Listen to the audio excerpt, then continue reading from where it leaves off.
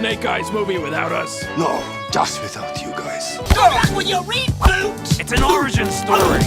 So, G.I. Joe's coming back. That's right, folks. From a slew of films being released this year, whether they were originally coming out this year or were delayed due to COVID, one that caught me by utter surprise was Snake Eyes, a G.I. Joe prequel/reboot, potentially. This movie is coming out near the end of this month and may already be out by the time this video is up. I saw the trailer for this and was completely taken back. I live on the internet. I'm a total movie nerd. How was the trailer my first knowledge of this film? Not years before when the project was announced or even when it started filming. With Hollywood blockbusters still making much less than they were pre-COVID, a lack of marketing for this film doesn't bode well for its box office performance. But I'm interested. I mean, when was the last time Hollywood tried to make a samurai film with an all-Asian cast? Seriously, have they done it before? I legitimately don't know. I mean, the only ones I can think of did not have an all-Asian cast. With my curiosity piqued, my brother and I decided to take a look back at 2013's G.I. Joe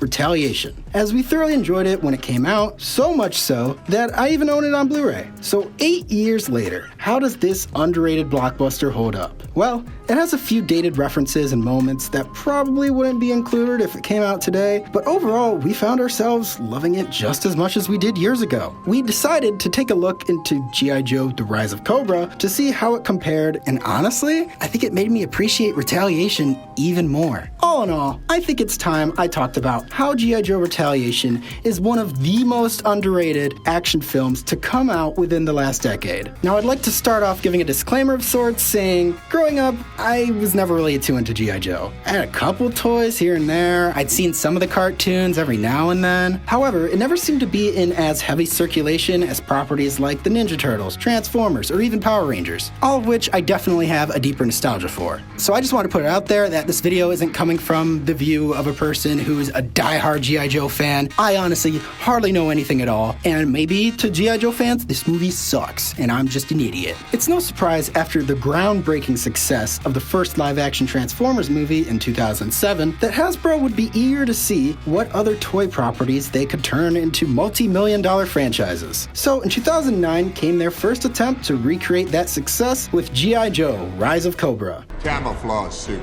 I think I saw this movie once when I was in middle school at my friend's house, and it was just kind of on in the background. I wasn't really paying much attention to it, so I really didn't remember much about the film when I sat down to rewatch it. All I remembered was crushing on the main villain. Channing Tatum was in it before anyone knew or cared who he was, and the flashback scenes of Snake Eyes and Storm Shadow as children were definitely the best part of the movie. Speaking of which, I'm going to discuss that further as their plot is what carries over the most into the sequel, Retaliation. Storm Shadow and Snake Eyes were raised by the same hard master when Snake Eyes was found stealing food from their home, but proved to be a formidable adversary to young Storm Shadow. Storm Shadow began to feel neglected by their master and that he favored Snake Eyes over himself, and one day, in a fit of jealousy, he took the life of his master and ran away. Snake Eyes taking a vow of silence ever since. So, what do I think of this film 12 years later? It's pretty mediocre. It's not terrible by any means. Overall, it just felt like every other big action blockbuster that was popular at the time. It was before Channing Tatum really found his footing as a leading man that really excels when his characters have a comedic side to them, which has been the case in most of his roles since 21 Jump Street. They nerfed my boy Joseph Gordon-Levitt as a twist villain you really could see coming a mile away, and an underwhelming introduction to Cobra Commander. Also, Marlon Wayans was in it, which I thought was neat. I wouldn't mind seeing him as more comic relief characters in these types of movies, and I would have guessed the movie flopping is what stopped him from doing that. I guess when you compare a $300 million gross G.I. Joe film to the $700 and $800 million Transformers 1 and 2, you can see why executives may have not been as eager to produce a sequel. 3 years later. Now you might be thinking to yourself, Josh, what are you talking about? Rise of Cobra came out in 2009 and Retaliation came out in 2013. That's well more than 3 years, buddy. Can't you do math? But that's where I come in with some useless information. You see, Retaliation was originally supposed to come out in the summer of 2012. but because of reasons that aren't nearly interesting enough for me to include them this early in the video, it was delayed to a spring of 2013 release. Now, the summer of 2012, if you recall, had the first Avengers movie, the end of the Christopher Nolan Batman trilogy with The Dark Knight Rises, The Amazing Spider-Man, 21 Jump Street, and Magic Mike. So it was already a pretty crowded summer for competition. It was speculated at the time that due to Magic Mike and 21 Jump Street, also starring Channing Tatum, that the studio didn't want to be the third Channing Tatum movie out that summer, and it potentially affect how well those films would do for him and his career, which made sense to me before I actually saw the movie. But then, Channing's character dies not even a half hour into the film, so that definitely was not the reason. The more plausible reason was there was just so much competition in PG-13 action blockbusters. I know 3 superhero movies coming out in one summer is nothing out of the ordinary now, but in 2012, it was a different ballgame. According to the film's commentary, it got pushed back so they could do some 3D conversion, which I honestly couldn't tell you if that paid off or not, because I don't even remember if I saw it in 3D, but that was all the buzz in the early 2010s after Avatar, so I get why they thought that might have been worth it. So, G.I. Joe Retaliation was directed by Jon M. Yes, the John Chu behind Crazy Rich Asians and In the Heights. But at the time, he was just known as the guy that directed the Justin Bieber documentary. When they first asked me about it, I said, the guy who did the Justin Bieber movie? Why? The film stars Dwayne "The Rock" Johnson, and one of the first action movies I had seen him in that really wowed me before he became one of the highest paid actors in Hollywood. Now, I know he was in Fast 5 before this, but I didn't see that movie until years later, so I only really knew The Rock for his family films up until that point. While the film's plot isn't anything revolutionary, it honestly reminds me a lot of Mission Impossible: Ghost Protocol, but the movie is so much more than its plot. It's the characters within it. It's the moments built around it. It's the action sequence, the stunts. Mwah! So our film opens up with the Joes rescuing their comrades from North Korea when the rookie audience insert character, Flint, decides to take a victory lap by hanging the G.I. Joe flag from the enemy's flagpole. Now, throughout the film, Flint is easily the weakest part of the movie. I can't think of any one-liners they gave him. He's partially responsible for Duke's death. Most of the time, he's just there to ask questions so the audience can get additional information. Whoa, what do you got there? When did we get these? Anyone else missing snake eyes? Protocol says we make a distress call, right? How's anybody gonna know we're alive? How many stars would someone need on their shoulder to call an attack like that? You sure we can trust this stupid guy? Can we be traced? Block, where are you? Why? Did it work? How many of our men has he killed? We're supposed to fight with him? We still have enemy armor here, here, and here, right? However, he has a few cool parkour moments here and there. Interestingly enough, though, in the extended version of the film that was only released through limited edition Blu-rays at Best Buy in the US, there are a couple of deleted and extended scenes that actually make Flint's character a bit more bearable. The first one we'll talk about now, and the second one we'll get to as we come to it. Anyways, there's a brief mission aftermath before the initial title card that basically shows Duke and Roadblock reprimanding Flint for his cocky behavior. It's a nice moment that justifies a bit of the tension we see between Roadblock and Flint sprinkled within the picture. G.I. Joe's, a fist. Us, with the knuckles. How do we strike? Together. Finger strays, gets broken. The film's title card directly transitions into what we could call a recap on the last movie. This film honestly excels at being a standalone film for people that don't remember or haven't seen the first film, yet simultaneously rewards you for watching the first film. And we're constantly balancing between continuing the first movie and reintroducing these characters to people who didn't watch the first movie, so we needed the information as well as pushing new information forward for people who had seen the first movie. So there's a good handful of callbacks here and there, and the only character that was present in the first film that's recast in this one is literally behind a mask with a different voice actor, so it truly couldn't matter less. We're then given our first glimpse into what this film has to offer on the ninja side of things, as we're introduced to Jinx, cousin of Storm Shadow, played by French actress Elodie Young. You may recognize her from her role as Elektra on Netflix's Daredevil series. Jinx is training with Snake Eyes, portrayed by none other than Darth Maul himself, Ray Park. Hell yes, we love to see it, which explains the amazing fight choreography in this film. Together, they train under the Blind Master, played by Brizzo. Snake Eyes clearly has some issues with Jinx and doesn't trust or respect her enough despite her skill set. And you need me. Good.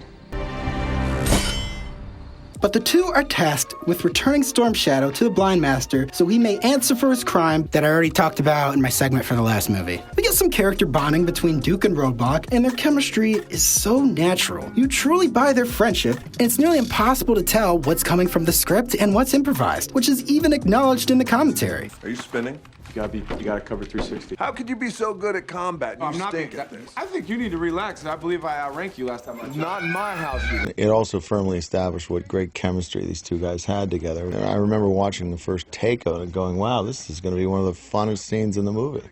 Though Duke isn't in this film for long, a great effort was made for his presence to have a larger impact than his role in the first film. Even though this is the first time we've seen these characters interact, I truly believe they've been friends for years, and it isn't implausible considering this film came out 4 years after the original. Our bro time is brought to a halt as news coverage reveals that the president of Pakistan has been assassinated. We then cut to Washington, D.C. and hey, wait a minute, that's Mike's dad from Stranger Things. He was also Schmidt's dad in 21 Jump Street.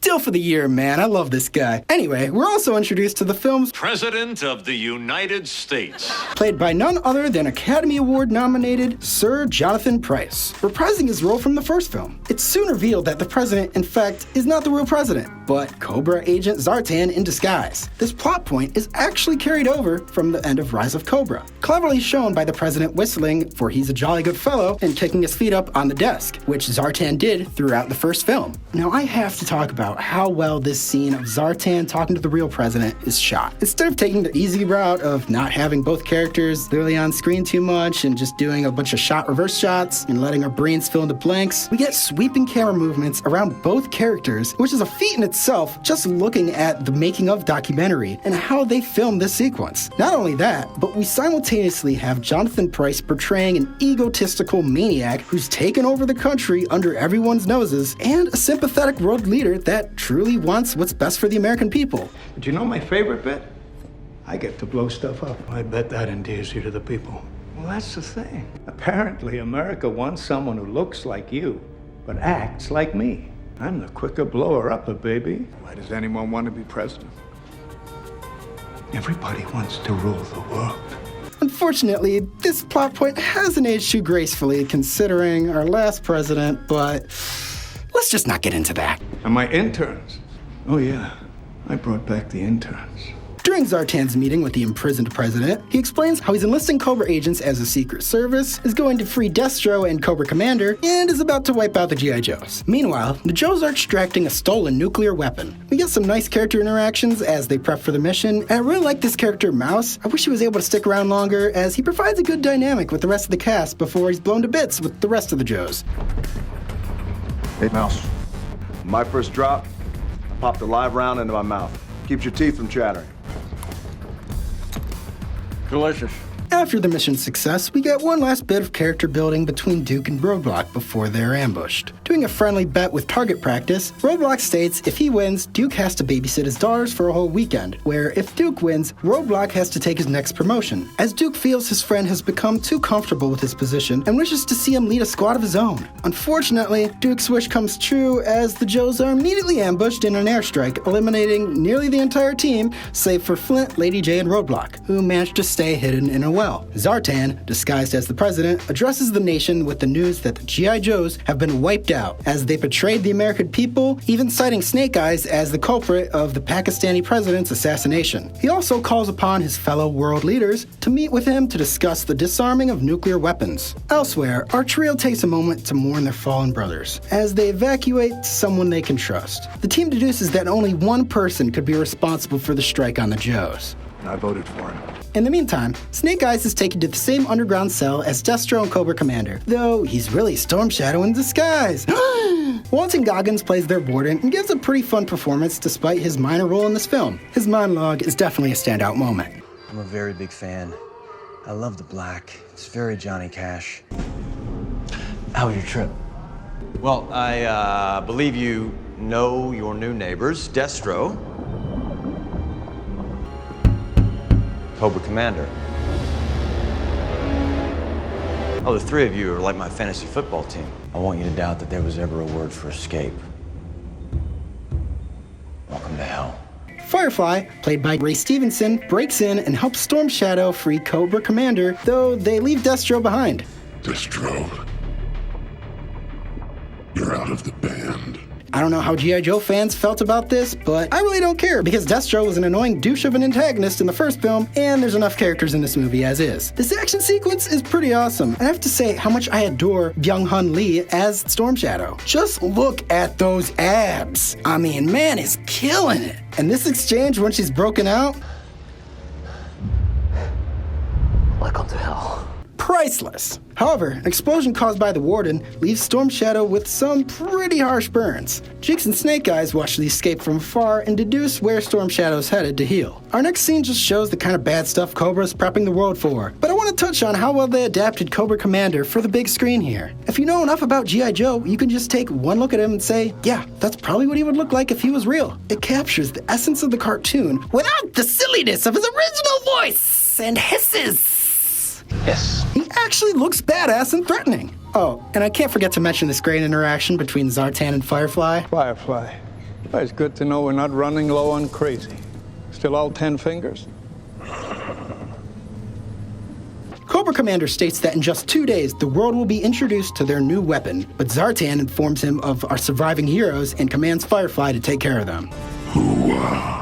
Meanwhile, our Joes connect with Roadblock's brother and borrow his car. This is a really quick moment, and he doesn't appear in the movie after this scene, but this interaction between Roadblock and his brother just feels so authentic and natural. We get to see these little pieces of backstory for a character we've only known for this film, and it helps make the world feel that more grounded. I owe you one, brother. Actually, you owe me two. That other one don't count. Welcome home, Marvin. I just hope Roadblock was able to get his brother a new ride after he's awarded his medals in the end, because that man's got a family. He needs that car. I always wanted a scene here where, at the end of the movie, where, you know, after the credits, the car gets returned to Stoop and it's just destroyed. And he just says, "What the?" And you cut out. The Joes set up base at an abandoned boxing gym Roadblock used to train in. After Roadblock gives the crew orders, we get some more backstory for him as he and Flint take inventory of their weapons. I was bounced around from home to home until this became my home. Guys were lined up outside that door to fight me. They whooped my skinny ass so much I started to enjoy it. I grew 8 inches, gained 60 pounds. Then when the Joes came recruiting to the hood, I already beaten down half of it. Through the psychology of body language and speaking patterns, Lady J is able to establish a reasonable doubt that the president is not the real president. Realizing what they're up against, Roadblock decides to turn to the only man they could trust, the original G.I. Joe, General Joseph Colton, performed by none other than the once legendary Bruce Willis. I hate to say once legendary, as Die Hard is one of my favorite films of all time, and always shall be. The film wouldn't become the monument it did without Willis's performance. Luckily, this was one of his last decent performances before Die Hard 5 and his descent into shitty direct-to-video action thrillers that he hardly has to even be on set for.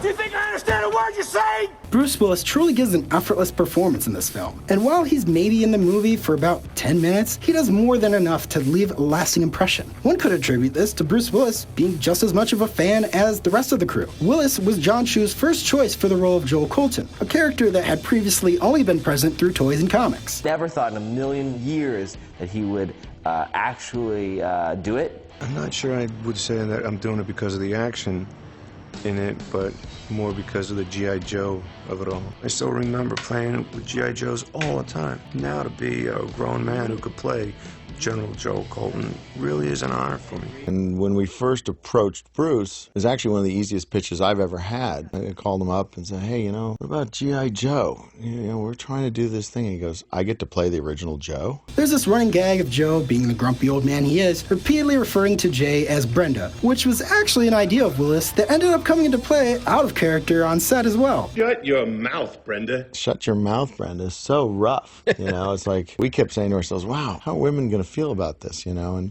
And Bruce had a really clear vision about it that pays off at the end. And Bruce even brought this up. He's like, she needs to punch me for saying that. At some point, she needs to punch me. And we never did that, but it always seemed just a little bit too much. But you want her to punch him at some point. Which is great that you can get away with what could be a very unsympathetic thing and turn it into an incredibly sympathetic thing, you know? Yes. It may seem a bit mean-spirited at first, and yes, there's an obvious sexist undertone, but as we'll see later on, that it isn't without purpose, and actually serves both of these characters' arcs quite nicely by the end of the film. Brenda, hand me that pen. Name's not Brenda. It's just a pen. Brenda's with my team. Does Brenda get a vote? Negative. You need a pen. I need your help. Another simple thing to appreciate is this moment where Joe cuts off Roadblock, who's about to introduce himself, stating he already knows who he is, which would make sense if he's, in a sense, a founder of the organization. And instead of Roadblock simply telling Joe their situation, he just dumps his bag of dog tags on the table, which is honestly some pretty powerful imagery. Look at how many people devoted their lives to protecting their country, only to be betrayed by the same man they put in office. Joe is reasonably doubting their accusations toward the president, which allows the movie to have another great moment of self-awareness.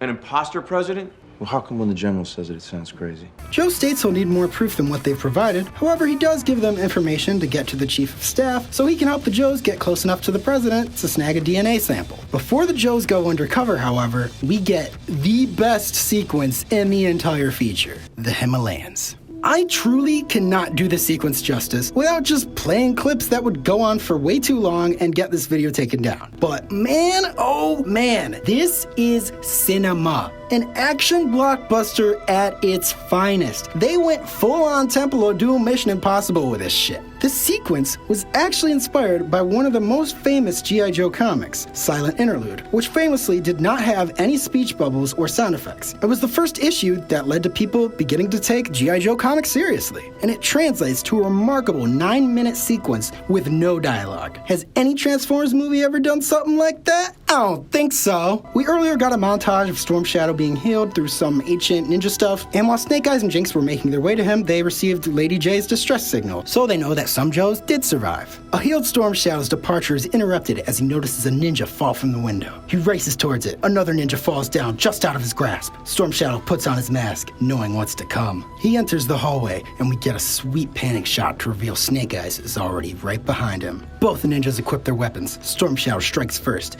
aiming his shuriken at Snake Eyes. They come into frame as it slows down, and we see the Cobra symbol marked upon the stars. Snake Eyes shoots them midair. Snake continues shooting at Storm Shadow, who dodges by running up the wall to do a flip. Storm Shadow launches towards Snake Eyes, kicking the gun away. Both ninjas equip small swords as they begin to duel. The choreography here is incredible, and only complemented by Stephen F. Wyndon's cinematography.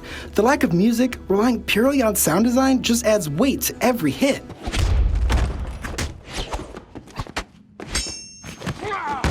Jinx enters through a window, but is combated by the healer, who, need I mind you, isn't even a real actress. The music kicks in. Their duel, while shorter, is equally impressive. The ninjas are now going full melee. Storm Shadow pauses and removes his mask, revealing the toll this battle is already taking on him. Snake Eyes brushes it off, remaining stoic. They tackle one another and hurtle out a window. We see Jinx successfully take down the Elder. Cut back to Storm Shadow, now on top of Snake Eyes, attempting to strangle him. Jinx sneaks up behind him and gasses him unconscious. The duo secures the White Ninja. However, the battle is far from over. Several red ninjas begin to swarm after our heroes. The duo prep themselves for escape on the bridge before they're quickly surrounded in a way I'd like to imagine is paying homage to Temple of Doom. However, as the bridge is stone and Indy's was of rope and wood, Snake Eyes tosses the unconscious ninja, followed by him and Jinx sleeping as well. Red ninjas shoot harpoons and begin to follow. We see Snake and Jinx flawlessly swing from their harnesses to a zipline. Many red ninjas less so, maneuvering around obstacles that lessen their foes. Jinx and Snake Eyes land upon another mountain. They grab tethers as they begin to scale the side of a mountain towards Storm Shadow being ziplined across. Red ninjas are on their tail. Snake Eyes snatches the body. They swing across the other side of the mountain and securely mount Storm Shadow. The red ninjas arm their swords. Shit's about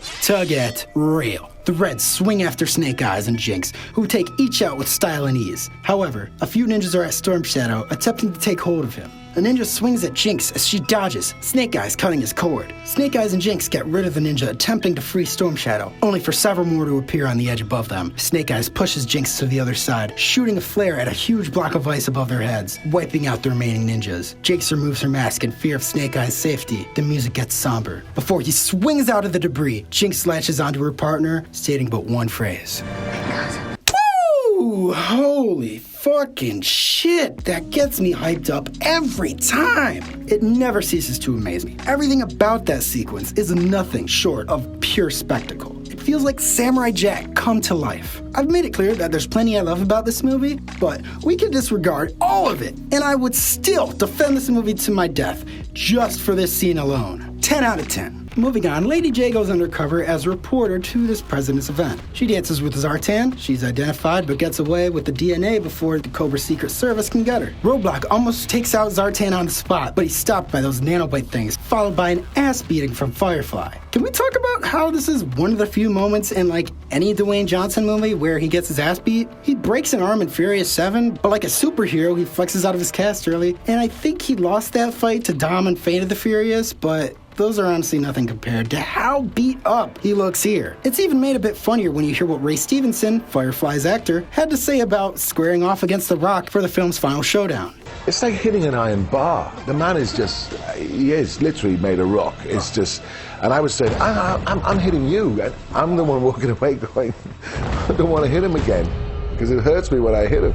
Meanwhile, back in Japan, the blind master tells Storm Shadow he better dish the tea on Cobra or they're gonna execute him with the same sword he used to kill the Hard Master. Young Hun Lee, as Storm Shadow, gives a pretty powerful performance before proving that although the sword was used to kill the Hard Master, it was not his own, as it breaks when Snake Eyes blocks it. Arashikage steel does not break.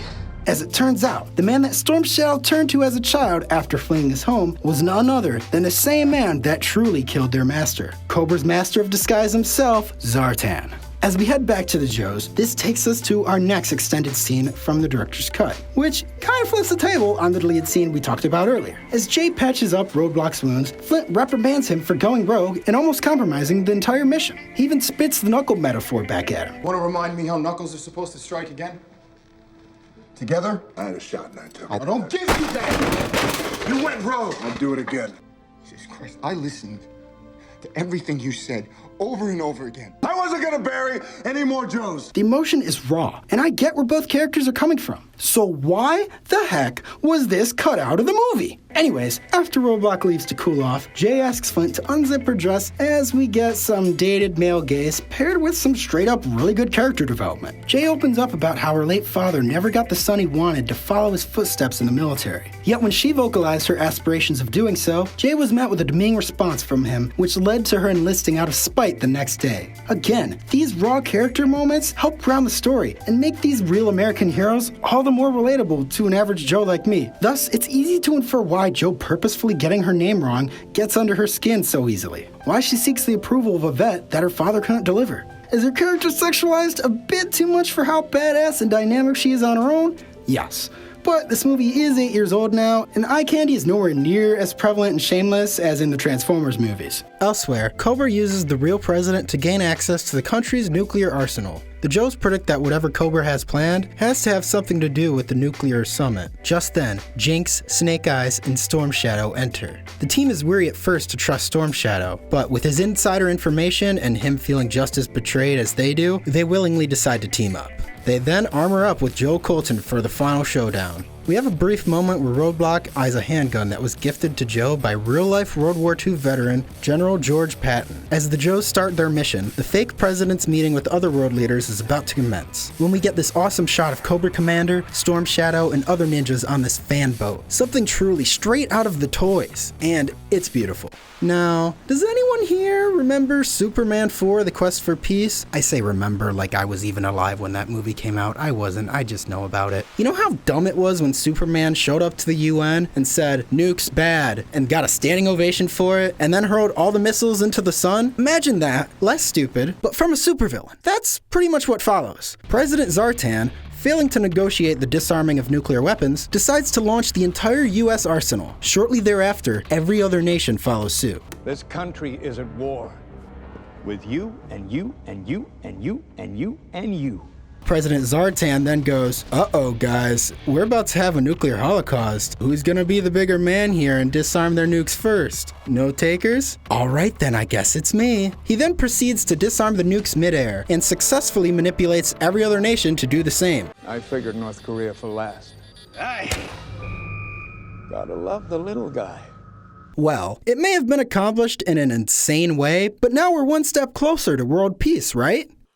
Wrong! Cobra then drops their superweapon, Zeus, from a satellite at London, which just gets absolutely demolished. Cobra has officially taken over, replacing the American flag with their own on top of the White House, hanging their symbol and banners on the front of the building. This truly feels like something I'd see if the original Saturday morning cartoon got a second movie or even just a TV movie, like longer extended special. It's really dumb, but just so cool. I freaking love it. Cobra Commander continues to explain that there are 6 more satellites ready to drop all around the world. All that he wants is complete allegiance. Just at that moment, Storm Shadow strikes at Zartan, but a ninja blocks him. The Joes had already begun their mission while this meeting was taking place. Snake Eyes enters. Jinx was undercover as a red ninja. Zartan grabs the briefcase and attempts to flee. Cobra Commander sends Firefly after him. Action ensues. We get an awesome moment of Snake Eyes and Storm Shadow fighting side by side together. Storm Shadow then begins to run after Zartan. Snake Eyes stops him to pass the blade carved from his family's steel.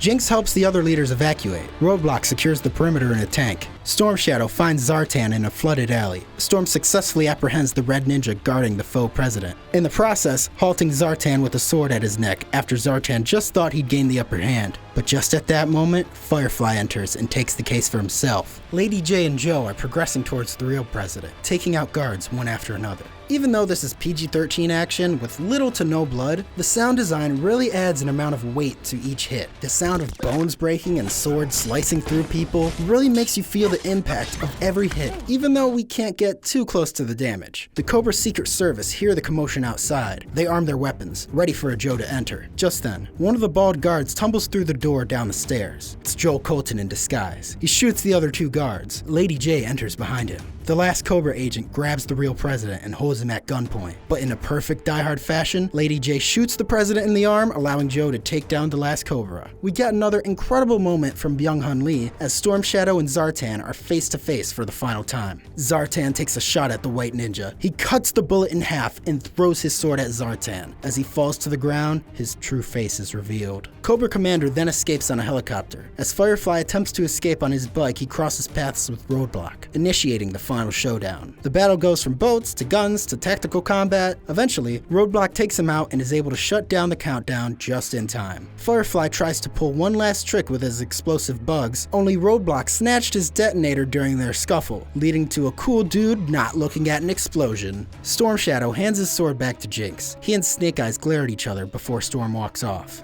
As Jinx motions to give the sword back to Snake Eyes, he rejects it, showing she's earned the right to bear such a weapon, and likewise, his respect. Not to be nitpicky here, but as the film wraps up, the score reminds me an awful lot of What I've Done by Linkin Park, which was the closing track for the first Transformers movie.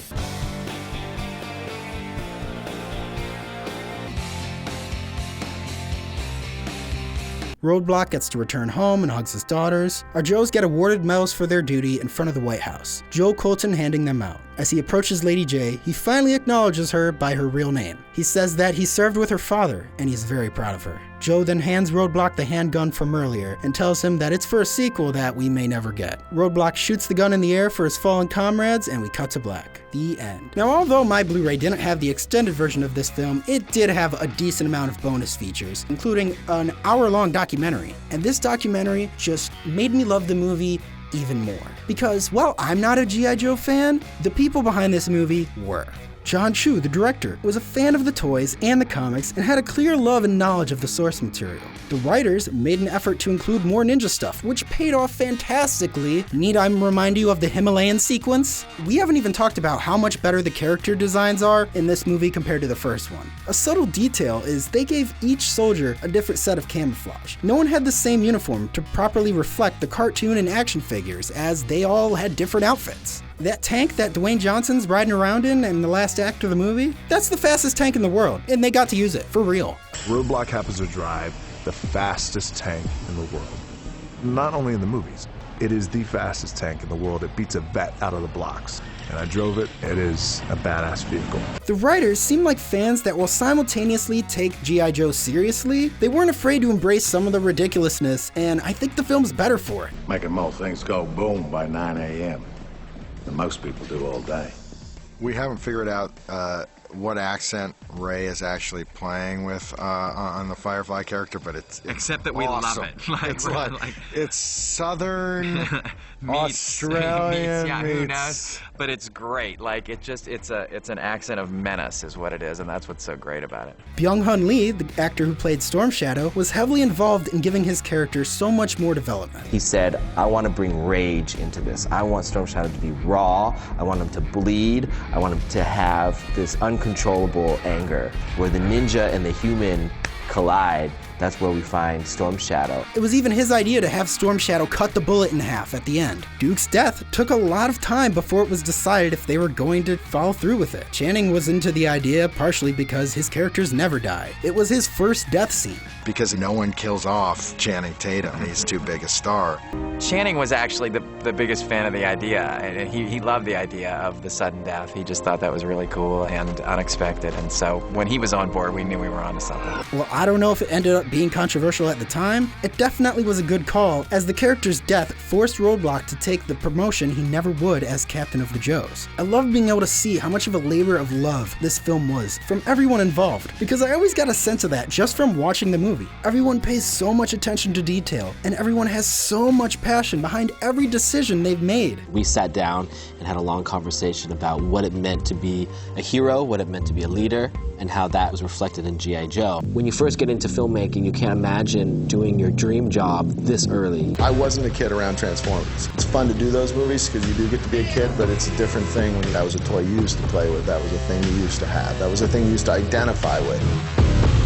This morning sort of ritual to get up, eat breakfast, my Lucky Charms, and watch G.I. Joe. As a kid, those journeys inspired me to create more, inspired me to make movies, inspired me to draw snake eyes on my notebook, and we hope that these movies inspire more kids to create as well.